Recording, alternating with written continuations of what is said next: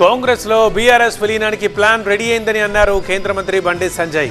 గతంలో సీఎల్పీ బీఆర్ఎస్లో విలీనమైందని, ఇప్పుడు కాంగ్రెస్లో బీఆర్ఎస్ విలీనానికి సీఎం రేవంత్ ప్లాన్ చేశారని అన్నారు.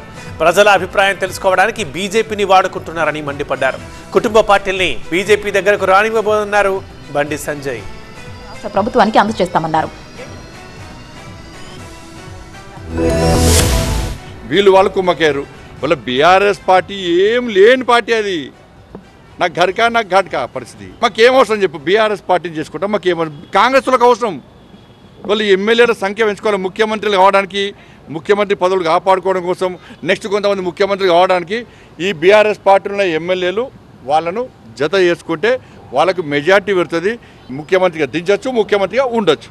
మాకేం వస్తాం? మేము బీఆర్ఎస్ పార్టీ వాళ్ళు మనల్ని ఏడితే మాకు ప్రభుత్వం వస్తుందా? మాకు అవసరం అది మాకు అవసరమా చెప్పు. వాళ్ళు కలిసి అధికారాన్ని పంచుకున్నారు. ఇంతకుముందు కలిసి పోటీ చేసిర్రు. వాళ్ళు కేసీఆర్ ఏ పార్టీ నుంచి వచ్చింది చెప్పన్న? కాంగ్రెస్ పార్టీ నుంచి వచ్చింది. మళ్ళీ ఆడికే పోతాడు, తిరిగి గుడిపోతాడు. కాబట్టి ఇటువంటి పరిస్థితుల్లో బీఆర్ఎస్ పార్టీ కాంగ్రెస్ పార్టీలో విలీనం కావడానికి పక్కా ప్లాన్ రెడీ అయింది. ప్రజల ఒపీనియన్ తెలుసుకోవడానికే మమ్మల్ని పావుగా వాడుకుంటున్నారు. గతంలో లబ్ధి పొందిర్రు. ఇప్పుడు బీఆర్ఎస్ పార్టీ మాతో చేరితే మాకు ఏం ఫాయిదా ఉండదు. మేము చేర్చుకోం కూడా.